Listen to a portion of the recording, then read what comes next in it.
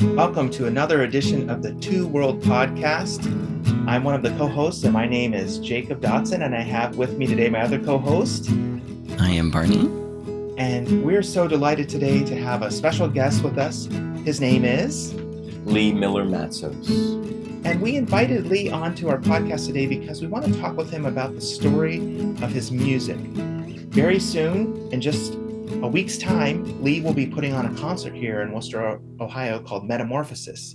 And I've had the honor of working with Lee over the past year, and we've been able to delve into some of the background of his music, what inspired it, and how it can be something that others can enjoy and learn from, and is a contribution that he can offer to our community and to our world. And so this morning we wanted to delve into that story, learn more about it, and appreciate it. And just to get started, I also want to mention that Lee has some connections to this community in Worcester, Ohio, and that both he and Barney know each other. And so just briefly, Lee, can you mention what your connections are to Worcester and how you know Barney? Yeah, well, I attended Worcester Mennonite as a child, as did Barney. And so we had that special opportunity to be here in this wonderful church community, but we also had the opportunity to hang out as children. My brother Chris and I would go over to the Martin household on Saturdays for a good solid, maybe a couple of years, when I was about 6, 7, and play Nintendo games and play outside and do all kinds of fun things. And I remember they had a very nice, gentle golden retriever.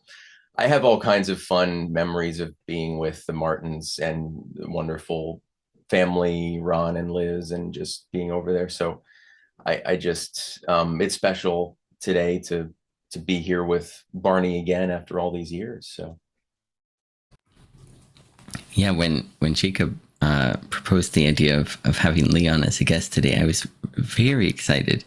I was just, it wasn't on my radar to think about having Lee as a guest, and then I thought, yes, of course, it makes perfect sense.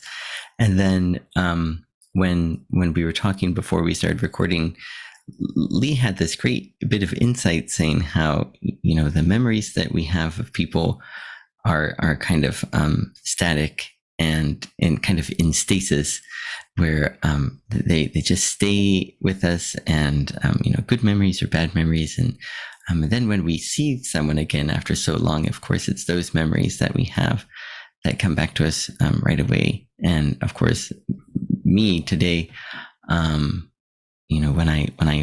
we decided to have this Lee as a guest, it was my morning. And so I've spent the whole day thinking about, kind of excited, coming up with my image. What does Lee look like now? What are we going to talk about? What kind of jokes can I make? And then to finally meet each other again, it's just so nice.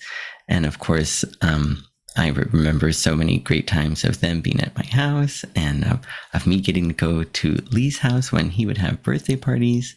And of course, seeing each other at church too.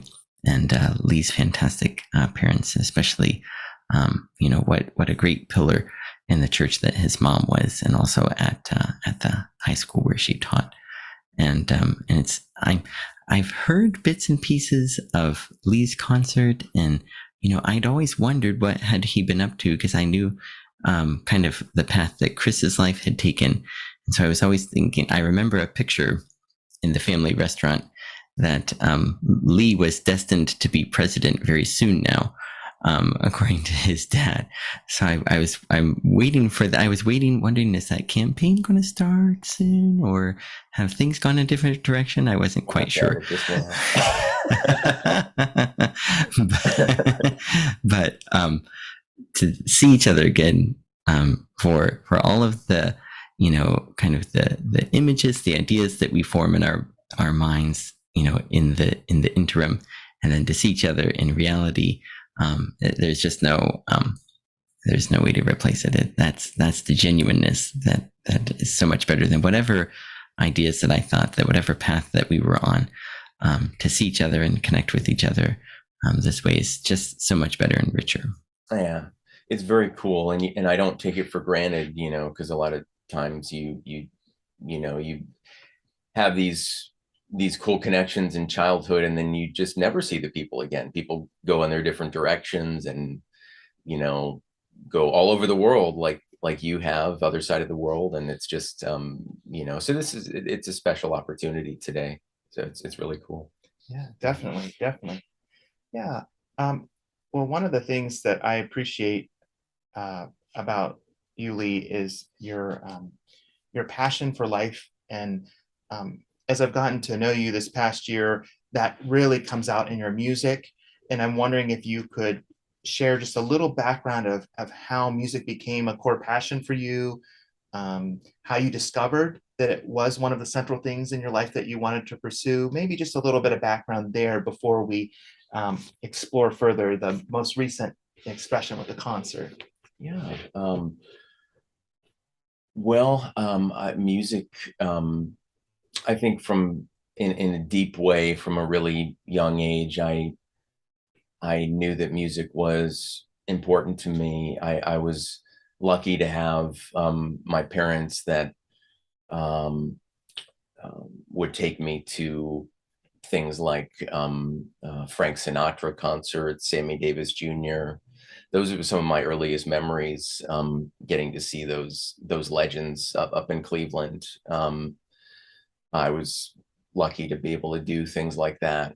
And then, I grew up with Ohio Light Opera. My dad still sings in Ohio Light Opera, and I went to that every summer, several times a year.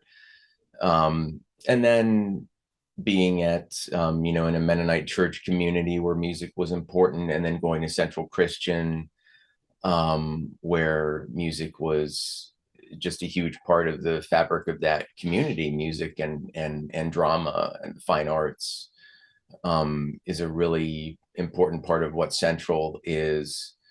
And, when I was a kid, I always looked up to the older students there that would be in the fine arts, and I always wanted to look forward to doing those things myself, and then had a chance to do it. And the person that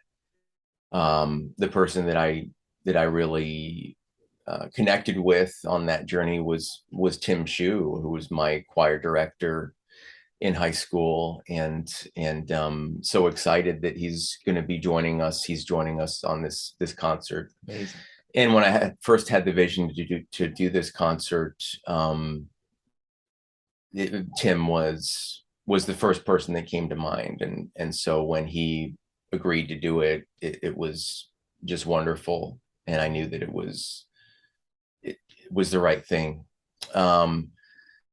So yeah, I in my 20s, my 20s was a time of exploration. So I did, in my early 20s, I went out to San Francisco, and I studied opera at San Francisco Conservatory, and I did that for 1 year. And it was had a great voice teacher. It was really amazing in that way. I did decide at that point I didn't want to do opera or musical theater. So then I moved away from music and tried a lot of other careers, and got a lot of really good experience doing things like public relations, journalism. Worked a little bit in government.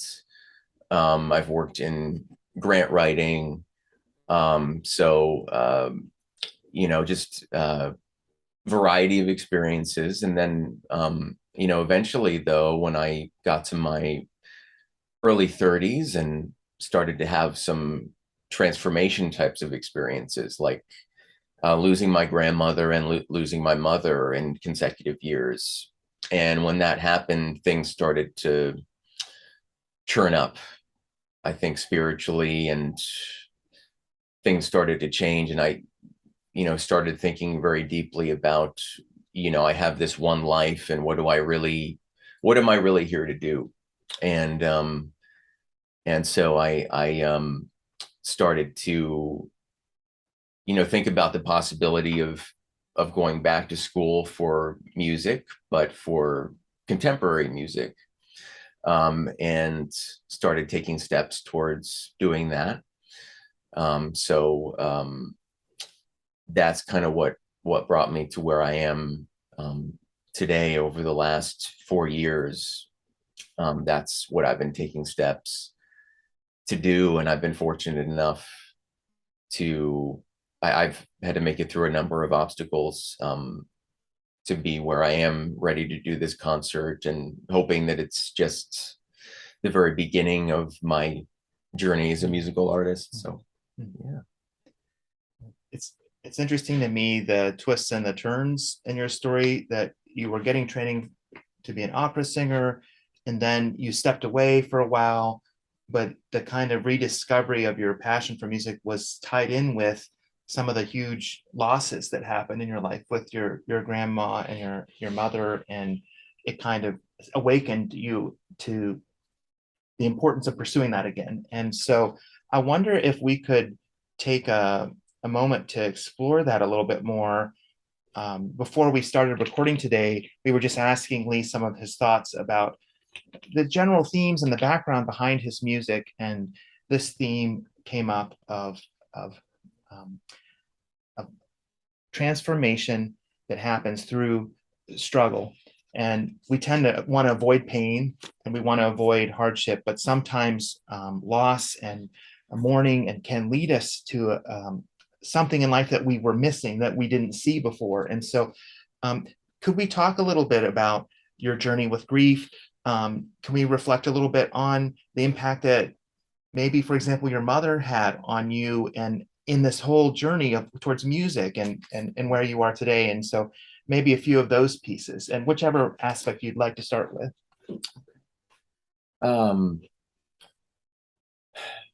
Yeah, I think I think grief, it comes through in a number of my songs, because it's been such a big part of my journey over the last 6 years. And but I think one of the most important parts of that comes through is this concept of being comfortable to sit with the grief. I think it's easy to want to avoid such difficult emotions, and I think it's important for things to be for us to lean into such difficult things, even though it's really difficult to do. In a way, my life situation sort of in a way sort of forced me into the journey that I'm now on. When my mom passed, I was living by myself. I was a little bit isolated. It wasn't fun, but it gave me an opportunity to be where I needed to be to process losing my mom. It was in that place that I decided to go back to music school. It was in that place that I was in a really dark depression, and it's not popular to be in a really dark depression. It's not, seen as a good thing in our culture. We want to, we're supposed to, take antidepressants, and I'm not saying that's necessarily a bad thing, anything like that, but because in a lot of situations people need to do that. But I'm simply saying that, for me, I needed to feel what I was feeling and feel all of the emotions and process, because I think it led me to where I needed to go on my path. And I think avoiding that would have taken me somewhere else. And I think in, previous parts of my journey, maybe I did avoid that, and it wasn't, I think that was okay because it allowed me to learn other things. I mean, I think maybe God used things like me going to get my MBA. I picked up skills from that, even though it wasn't pursuing a career as a musician, it wasn't pursuing my passion. And I could look at that as lost time, or I could look at that as that was, picking up skills that are transferable to what I'm doing now. But I think, as far as the journey of grief, we're and any kind of pain that we're going through. I a number of times earlier this year, I heard the phrase, life happens for you, and just was the first time I had heard it a number of times on, social media and different people saying it. But I've just kind of been tossing that around in my mind, that maybe the things that we don't want to happen, the things that, we just want good things to happen, right? And we want to be happy and joyful, and that's what people want. But I think, if we just filter out all of the dark times, the things we don't want, the pain, if we just try to avoid all those things, I think we're missing the real true nuggets of wisdom and the things that we need to become the best versions of ourselves. Because I think I know for me, there's just been so much growth in the past 6 years of, my journey, and I've been dealing with multiple concussions and post-concussion syndrome as well. And I'm a lot better now, thankfully. But in all of that journey and the grief and the health issues, it's all been an opportunity. And I try, and I didn't plan to write about that in my songs, but all of that comes through, in my songs. So that's what my experience is. And so I hope that in the concert that can speak, to people where they are, that I think the bottom line, that, we don't need to try to separate the light from the dark, or the pain from the joy, or we don't need to try to avoid things, because they actually complement each other, and because we actually need the dark times, I think, to become the best version of ourselves. We can't appreciate the better times in our lives without the dark times, but more than that, I think they're absolutely necessary. So Yeah, thank you for sharing that.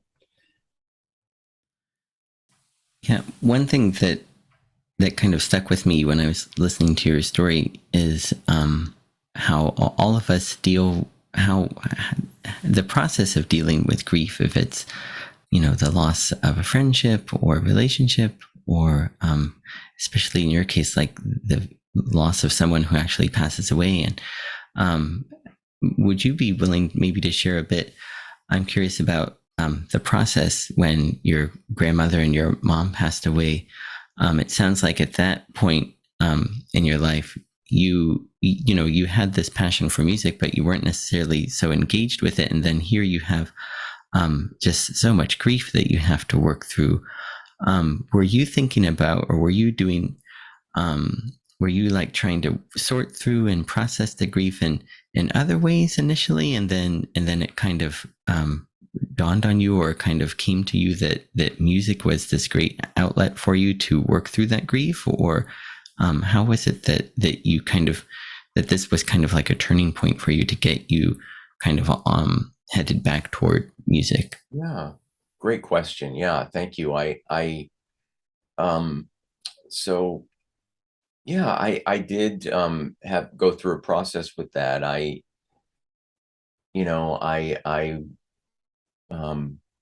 went through stages of grief, not sure I remember what they are right now, but they certainly were there over that first year after my mom passed, year plus.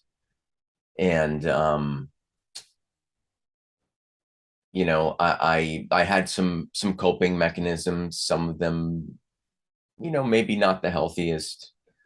And you know, I came to a point. There was a book actually, you know, that Tim Shue was actually the person that recommended it, coincidentally enough. But it's Falling Upward by Richard Rohr. I don't know if you guys are familiar, um, but it's a fantastic book, and it talks a lot about this, what we've been talking about how you well, I mean, the overarching theme is that we have two halves of life, and the first half of life is you're kind of doing the things like you're um, doing the things you need to do, like establishing a job, a career, relationships, deciding who you want to be with, these kinds of necessary things. And then the second half of life is kind of like this second journey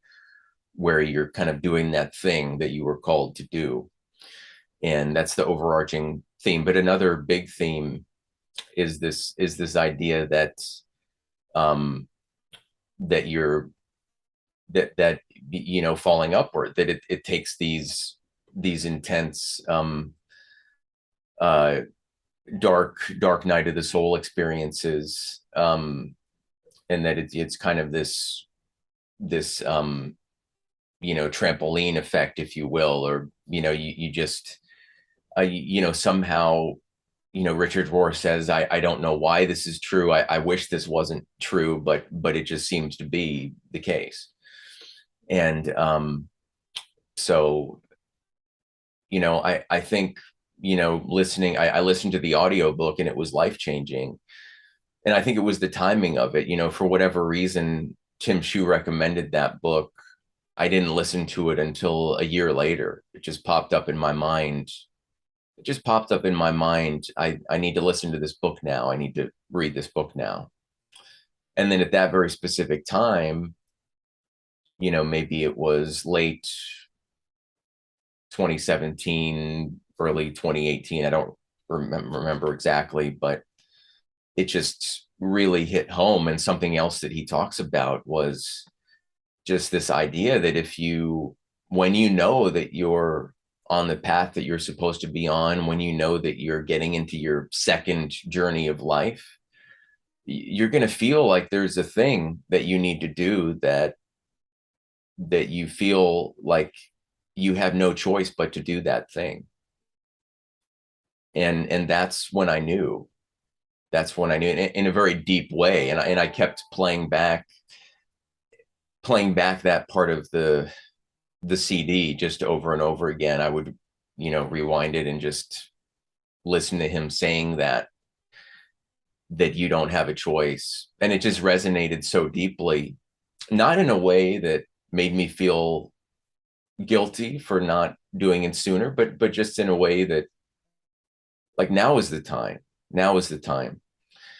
And I knew that it was music, and I knew that I was doing the right thing. I think at this point it was 2018, because I was already taking the steps toward, like, I was applying for music schools, and I was planning to audition at Berkeley in Boston, and trying to, you know, figure out all of that stuff. And so it just, like, aligned in a certain way, and I knew. And and I've known ever since then. But I've also had to fight through so many things, that all of the things that have come up since that point, it's almost like there were forces that have come up and tried to stop me. It sounds weird, but 4 concussions, kind of this weird domino effect, where I went to a retreat, had a concussion where I collided heads with someone, and then had this weird domino effect where I would have these syncope episodes where I passed out a couple of times, and and hit my head on the floor a couple of times, and it made it worse. And it, so it's been 3.5 years since that first concussion. And I'm just now, I'm in a better place now. I'm not 100%, but I'm so much better than I was. But I've fought through all of that and made it through music school. And I don't think that's about, I think that's about the power of a dream. I think that's about the power of what God wants to do with my purpose and my passion and these songs. And that's what my hope is. So. Yeah. As you were talking there at the end about God's own work in this music, I wonder if you can talk a little bit about how the music came to you as you were writing it, your experience of that. And maybe for our listeners too, to unpack a little bit the season, where you studied, where music school was for you, what was going on in that time, more broadly, and then when the music came to you, how it came to you, and maybe we can unpack some of the spiritual aspects of that too. So yeah. I was fortunate to study music in Prince Edward Island, and I was accepted at Berkeley. I decided to attend one of the, not Berkeley itself, but a Berkeley partner school called Holland College, which is in Prince Edward Island. So, amazingly beautiful place. It kind of looks like Amish country in Ohio, except it's surrounded by water, and the sand, the ground is like this very unique red color for whatever reason. And it's the home of the Anne of Green Gables house, which my mom was a big fan of. So I went there and I lit a candle for her in her memory. But it was a really difficult time for me, to be totally honest. I knew it would be. I was going back to school with people that were half my age, so socially it was rough, to say the least.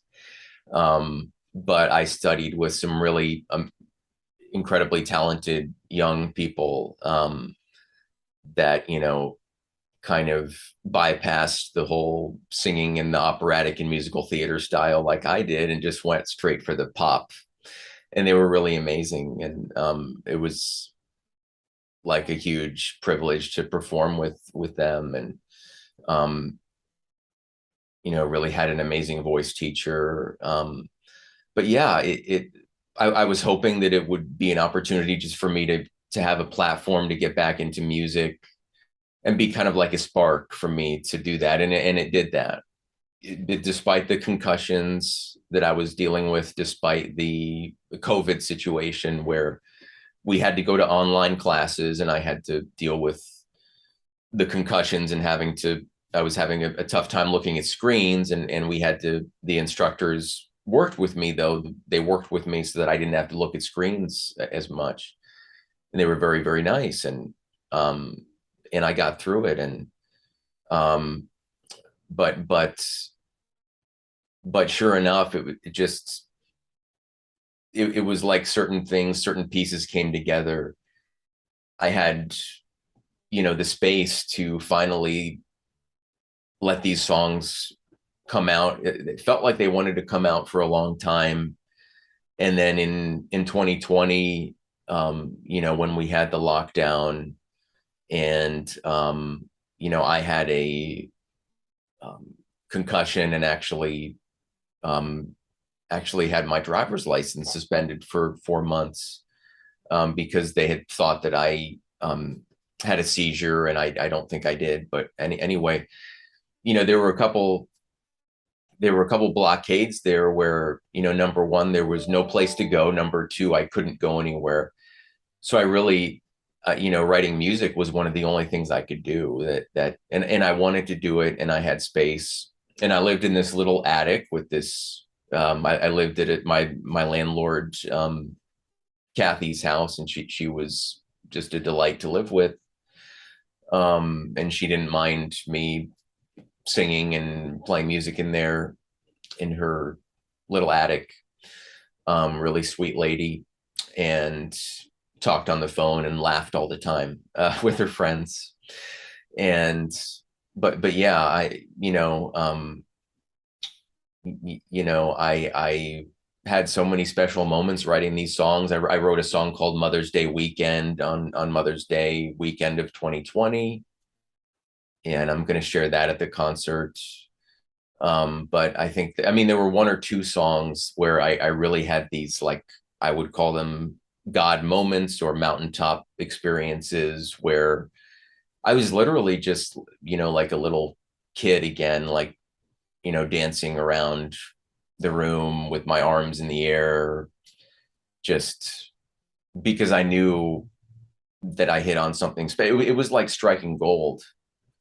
And it was like, thank you, God,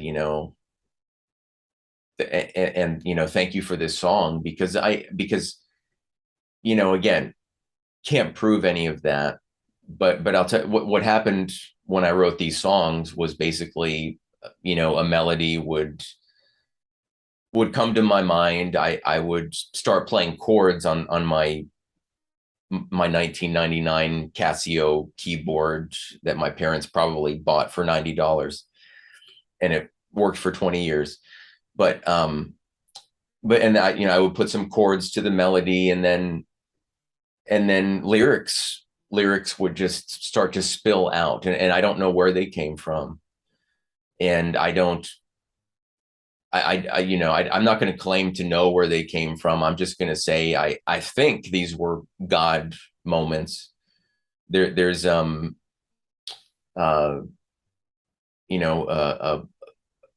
book that I read by Julia Cameron that that talks about this, but that just were, an artist is really co-creating with God. And it's not even a spiritual or religious book. It's just talking about, like, hey, this is the reality.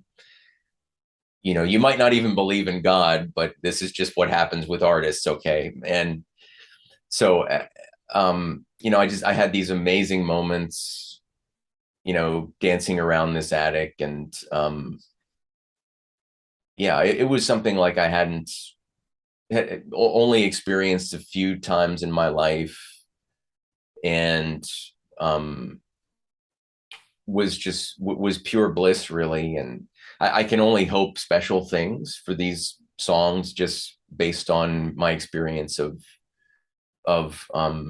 writing them. So Absolutely. In our last episode, Jacob, I'm hoping that you remember when we were talking, I think, about words from the Bible, and I think we were talking about scholazo, and I remember there was one part where you mentioned the root, maybe, or the Greek word metamorpho.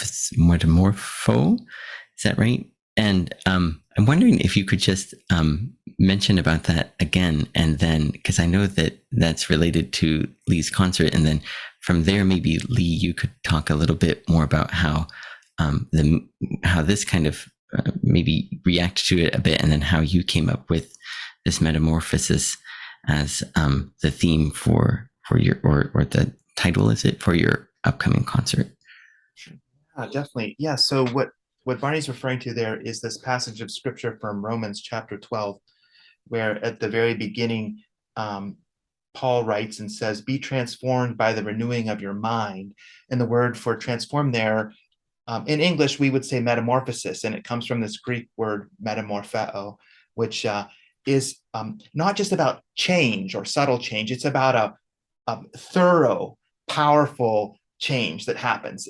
And so in that particular chapter, Paul goes on to say, this transformation that happens in our mind affects how we view the world, affects how we treat other people. It is a real opening up to God and others. And I see that in your music. And so I was thrilled when I found out the name of your concert was Metamorphosis, because it also has this rich connection with this idea, even in scripture, of a complete transformation in thinking, and a posture to the world, to other people, to God. But I would love to hear you unpack a little bit more for us how you came to the term metamorphosis. Yeah. Well, it goes way back for me. I went to the College of Worcester, and for my senior independent study, I named my independent study Monarch for the monarch butterfly.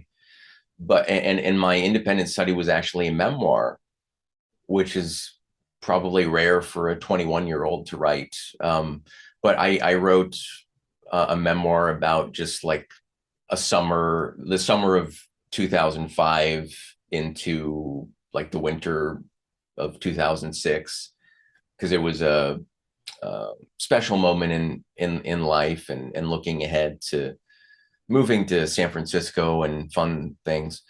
But I made the theme of that IS was the butterfly, because in the summer of 2005, it was strange how I kept seeing all of these butterflies, these monarch butterflies. And not that I would keep seeing them, but I would keep seeing them at specific times when I felt like I needed reassurance. And so I began to see these butterflies because I kept seeing them at specific times when I needed reassurance, I began to interpret these monarch butterflies as sending a message to me of you're on the right track. And so whenever I would see a monarch, I would make a point just to take a moment, almost like a meditative moment, to just watch the butterfly until it disappeared from view. And it was just a little special spiritual moment. And so, so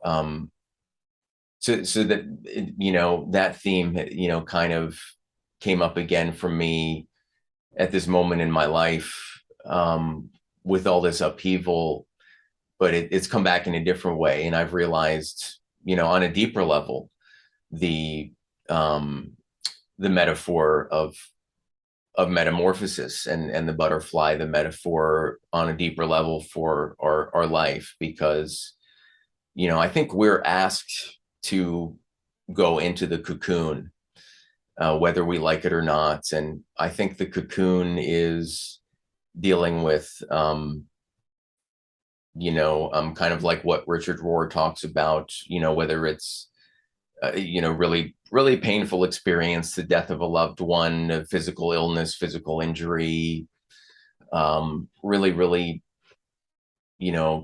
tough time. But life puts us there, and we don't really have a choice but to be there and face it. And then it's through that then we come out as some transformed version of ourselves.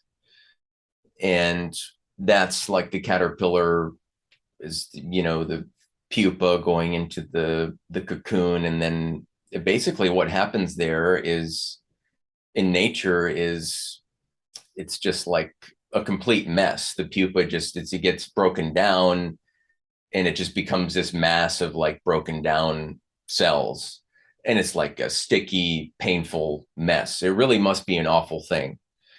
And then the butterfly emerges after all this painful, sticky, horrible mess, right? And, that would be a good way to describe the last 6 years of my life. And, but I'm I'm starting to see some things emerge. But I think, I think it's a good idea to accept the truth of this metaphor. I think it's, we don't have to, but I think it's a really, I think it's a truth about life. I don't think it's a perspective. People say change your perspective or look at things a different way. I think we can do better than that. I mean, I think it's just, let's just accept what happens, God or the universe or life or whatever people want to say, but we get put in these situations. I lost my mom. I had these multiple concussions happen. It all kind of happened within a pretty short period of time. I was forced into a tough spot, and then I had to work through that, and now I've seen some shifts, and I've had to make some choices, to be more positive. I've had to make some choices to face some things, and things, and positive things then start to happen. And then I think God meets you there and kind of fills that in. And that's kind of where we see the butterfly emerge out of that cocoon. But it's a nonlinear process. When that butterfly is trying to emerge from the cocoon, there's that sticky mess that's still trying to pull it back. And for us, when we're trying to emerge from the cocoon, we still have the past, and we still have that sticky stuff in our lives that still is trying to hold us back. It's not like we just break free right away. It's usually a process. But I think, what's really cool about this is all of that I just said is all what I thought of after I wrote these songs. These songs describe this, but they came out before I even was thinking about the butterfly memoir or metaphor. So, I just think that's amazing. And I don't know. I don't know. I can't explain that. So I kind of just feel like I'm along for the ride here. Yeah, as you're talking there about the songs speaking to this reality, even in a way that anticipated or came before your understanding of it. I wanted to ask about a few parts of your songs, because maybe unlike our audience, I've had the extra benefit of being able to get to know your music as over time, because one of the people helping with the event. So I've got to listen to the music. And there are a few moments in your songs that really jump out to me, and they capture my imagination. And I kind of just want to pick your brain a little bit and ask, like, how do you understand these moments in your songs? I'll put a few out there, and maybe for our listeners, and maybe for Barney too, this could pique your interest to follow up more when the concert comes out, if you're able to come in person or to view it through live streaming or the video on YouTube. Invite you to do so, because I think there's a lot here. So one of the things that really captures my attention in your songs is this sense of a conversation, almost like maybe you could say a conversation between the current version of yourself, maybe a younger version of yourself, maybe a conversation with your mother, maybe even a conversation with God. And I kind of wonder, as you think about your music now, after coming through this journey of grief, of healing, do those conversations jump out to you? Do you sense a conversation happening in your music? Yeah. I did. I did. When I was writing the songs, I sensed it. I did from the beginning when I was writing the songs, the conversation, and so I'm glad you pick up on it. It's really special to me that you pick up on it. That's really special to me, and so it means that maybe other people will too. Because that's kind of one of my concerns as an artist, is that people won't pick up on those things. Mm-hmm. But I mean, there is, obviously the song Mother's Day Weekend is is a tribute to my mom. And but there's other songs. There's a so one of the final songs of the concert, "Garbage on Your Street," which is kind of this this dialogue going on. And I think it's one of my favorite songs of the concert. But it's just kind of this inter dialogue. And I yeah, but I think one of the cool things about art is that it's open to interpretation. It won't mean, may not, people may not pick up that it's about, my mom or my grandmother, or, but they might, think about people in their own lives. And that's kind of what I'm hoping, that it's special to them. I think these songs are, I want the music to not be about my journey, but about, I think it's, just like the journey of going into the cocoon and coming out of the cocoon is I think a journey that we all face. And I think the songs are about, they're, we all go through some version of it. I have my ways that I'm going through it, but everybody has had their ways that they go through it. And so I'm hoping that when people hear the songs, that, they it would be awesome if they do pick up on some of those things that you're picking up on, because you've had a lot of exposure to the music. But I also hope that people will just be able to, that it'll mean something to them in their own journeys. And maybe those dialogues will be had with, people that are special to them too. Yeah. Absolutely. I feel that your music has touched me in a unique way. When we think about mothers, my mother passed away in 2014, and your song "Worthy" is very much a tribute to, in my mind, and a thank you and a love letter to all the people who have been motherly and nurturing to us and given of themselves, even in times when we haven't been able to recognize it. And I think there's something aspirational in it too. It's like, thank you. It's a thank you, but it's also saying, I want to be like you, And so there's also another line where you talk about the going to the horizon.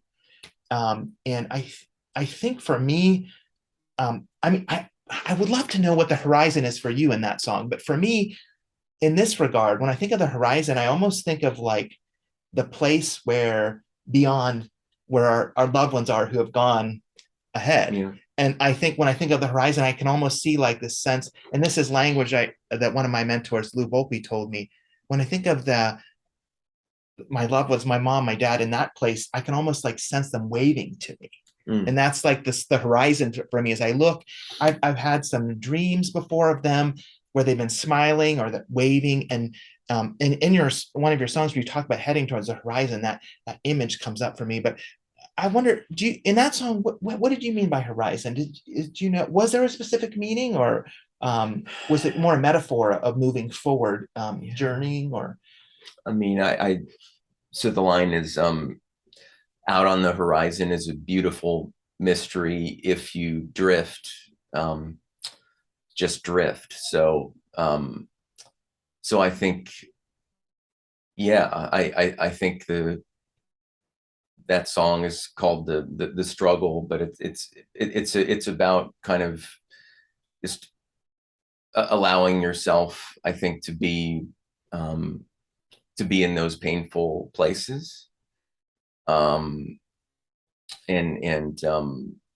so I think the metaphor of kind of being out at sea and letting yourself drift. I think about when I was a kid being at the ocean, and I would always be afraid of, I don't want to let the tide take me out too far. So, I always think those kinds of, those memories or emotions that we had as a child are quite beautiful. But I think, I think that's a really beautiful perspective that you have on that. And I think that's an example of how things are interpreted in so many beautiful ways, and it's the beauty of art. The horizon interpreted as letting yourself drift into whatever the future holds. The horizon as letting yourself drift into infinite peace where your loved ones have already gone. I think it's both, right? So I mean, and there might be many other ways to interpret that. So that to me is, and that was one of those songs, by the way. I was dancing. I was dancing around the attic because I knew there was something in it that was, it was like, just I was just thanking God, that I had a moment, but I've just been praying that it was going to be more than just the moment in that attic, and that, because, to be honest, I like, it was a beautiful moment in that attic, but I really, I don't want to, I have, higher aspirations than having the moment in that attic, and I've been praying and hoping that this music will touch, will touch people, and that it'll mean something, because I think whenever we have a dream that's in our heart, it's been in our heart for so long. I remember being like, when I didn't mention this as the first question, but I remember being a kid sitting in the back seat of the car and having these grandiose visions of, being in some kind of a music video or something. But just it was in there, and it's not, as much as we were taught as Mennonites to be humble and to not want to be in gratuitous music videos, I think our dreams are there for a reason, right? And don't be ashamed of your dreams. Jesus said, don't hide the lamp under the bushel. Go for it. So I hope that's what's happening. I've just been praying that that's what's happening. It means everything. So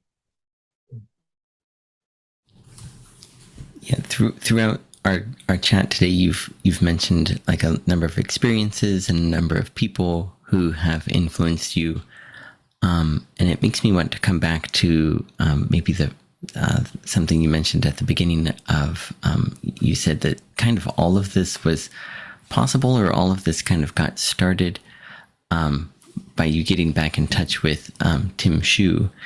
And I'm curious about how that process was. Like, was there kind of a eureka moment that led to, wow, this should be a concert? Or how was it that this started with you reconnecting with your teacher from high school, who I know was a colleague of your mom's, and even my siblings speak so highly of him, and even my parents do.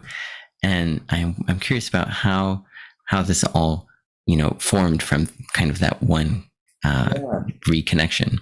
Yeah, thank you for asking. This was Jacob's idea, and I have to thank Jacob, because he's been so amazing, like over the past year, and I'm just like so grateful. He's just been unbelievable for me. I just can't thank you enough. It's been an honor. We met every week, every Wednesday for like, I don't know, maybe up to 6 months. But he presented this idea, I think last fall for the first time. And just throughout the idea of that the Worcester Mennonite could be a venue if I, and at that time I was going through I was going through a really bad migraine spike. I had a very strange event happen with a haircut. Something happened with a haircut, and I had to go to Cleveland Clinic and do a headache infusion for a week, and eventually the headaches, but I had it came down eventually, but I had really bad sound sensitivity that I had never had. I couldn't talk on the phone. I couldn't listen to music.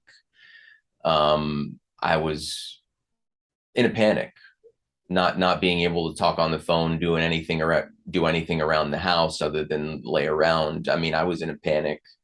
Jacob was there for me, and it was in that time when he brought up this idea about the concert, and I was like, well, thank you, but like, I'm not even thinking about that right now. I can't even listen to music. And and it was also around that time that I went to Central to just visit. I decided to stop over there, and I was just passing through, and I went over there. I visited, happened to run into Von Schrock, who's my old biology teacher, and Tim Shue came in.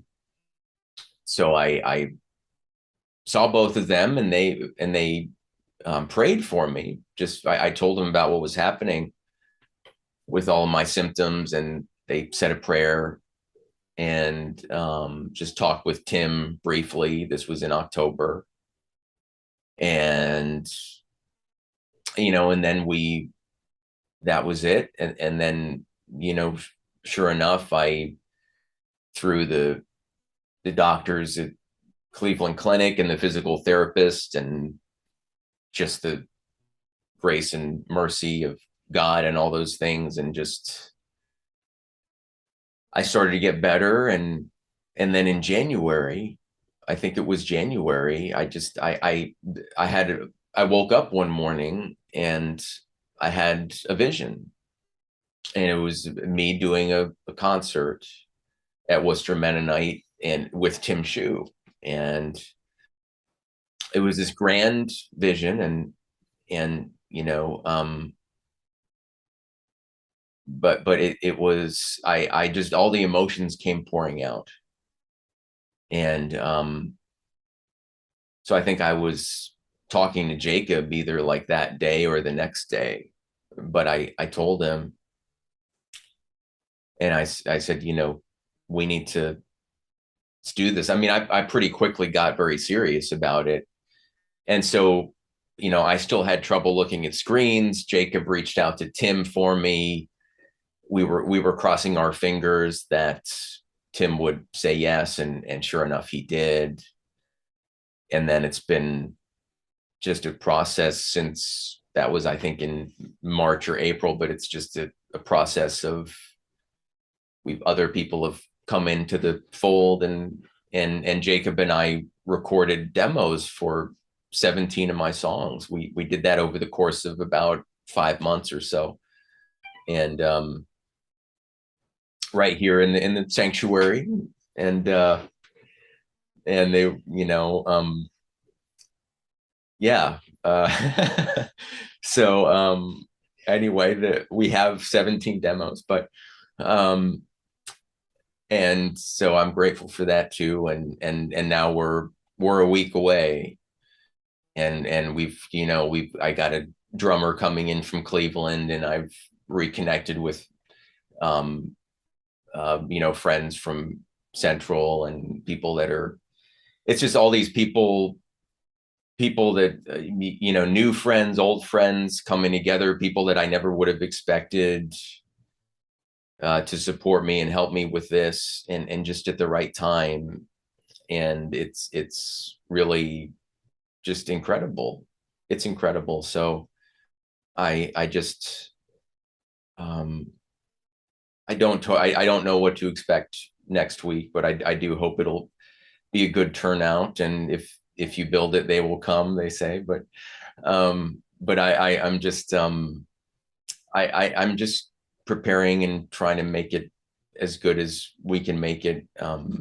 It's a really special thing, obviously, for me. And but I'm thrilled that Tim and Jacob are a part of it, and just because of what they've meant for me. And if I may piggyback on that just a little bit and mention that it is incredible, in my view, the progress and the healing that has happened for you, Lee, over this past year. And like you said, when the idea of a concert first came up, it was like, well, that's a nice idea, but I can't look at screens right now. I can't listen to music. The symptoms, the effects of the concussions were so severe. And I remember when we were recording your songs, when we started out, you had sound canceling earbuds in to help manage mitigate the discomfort of the volume of the music. But then over time, I remember one of the first recording sessions when you recorded without them. And I was like, wow, like that was huge, because I think you used them quite a bit for, maybe it was several months at least. Yeah. And so that first time you recorded without them, and it seemed like having a concert, talking about the concept of a horizon, having the concert as something to be working towards was really helpful, I think, as you were coming through, because there were some days where, particularly when it was very acute, the discomfort was very acute, where the things that you could do on that day were limiting. And so taking a walk out in nature, you were like really living in the present moment. And, Barney, you referred earlier to our last episode of the podcast. There's this one psalm that we talked about then, about be still and know that I am God. And you were like living that out in that season. Like, I remember you'd come in and tell me like, well, I was out in nature. Maybe I saw a deer today, and it's just one day at a time.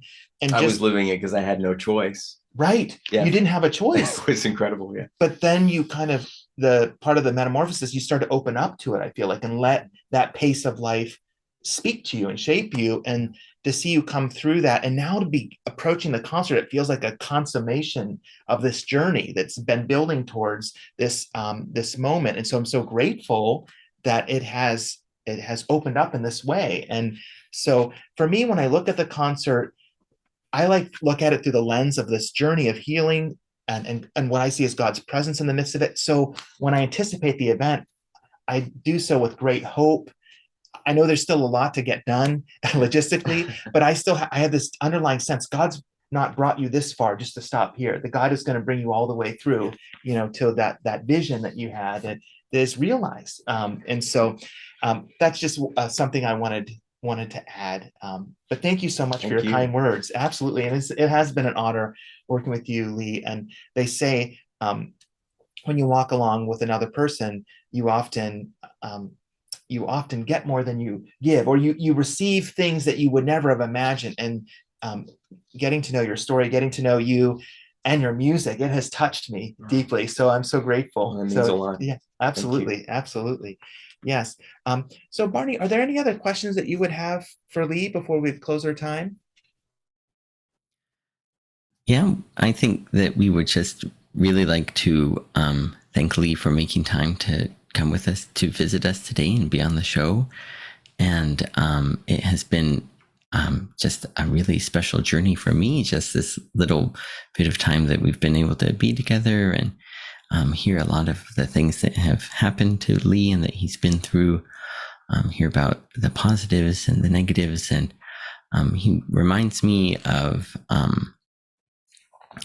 the devotionist of Oswald Chambers, who often writes in his devotions here and there about how, we can't truly understand joy, we can't understand freedom we can't understand peace without having to go through the dark times. And I think Lee really brings up such a great point there, saying that instead of someone just saying, "Oh, cheer up," or "Oh, smile," or "Oh, see somebody about it," that he reminds us that God is here to help us and hold our hands and speak to us in the dark moments, through the shadows, when we're covered by the shadow of God's hand and things seem so dark.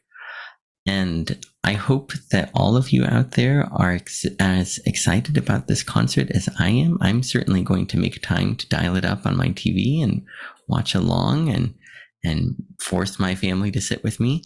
And I think that they'll be glad that they did too. And I just think that the wonderful thing about art, about music, about theater, about books is we all bring our own personal experiences to them.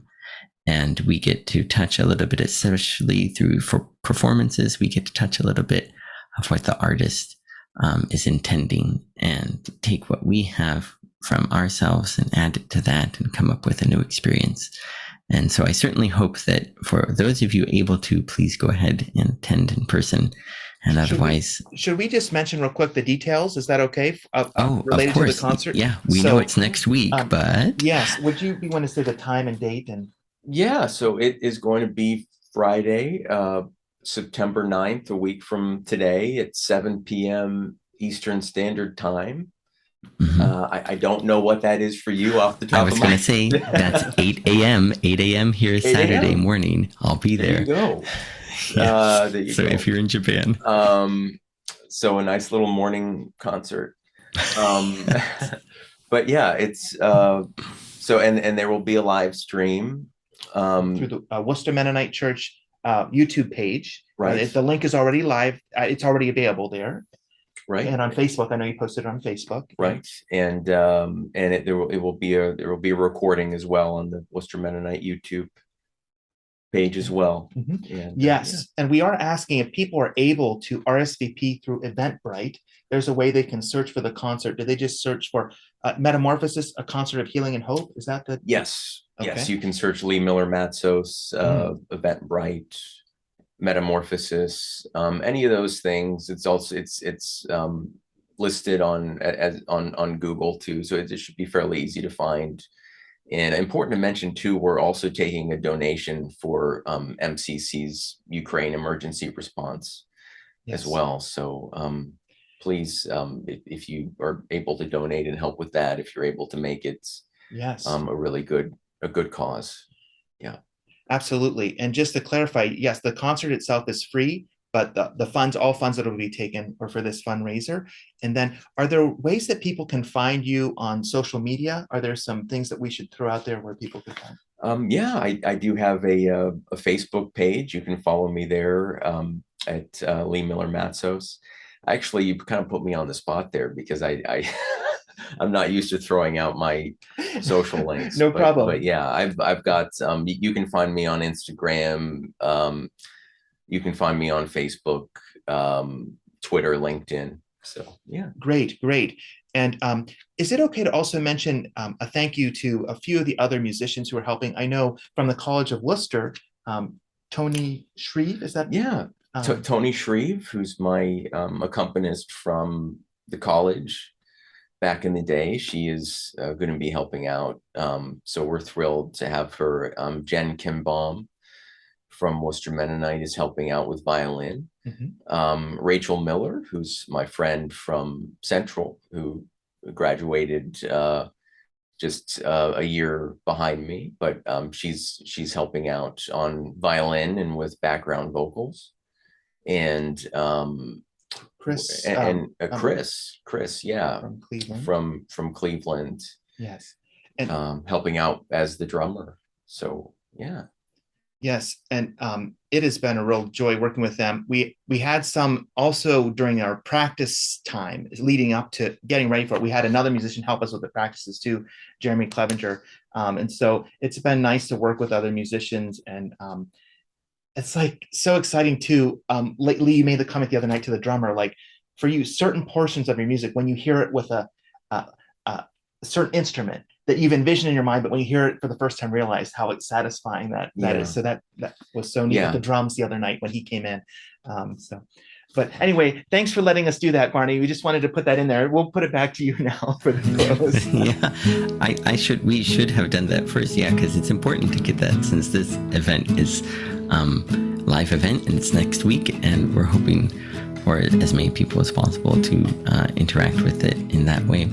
And we're always so thankful for those of you watching along and listening, for the times that you come and join Jacob and I and interact with us through the Two World podcast. And we look forward to seeing you guys again next time.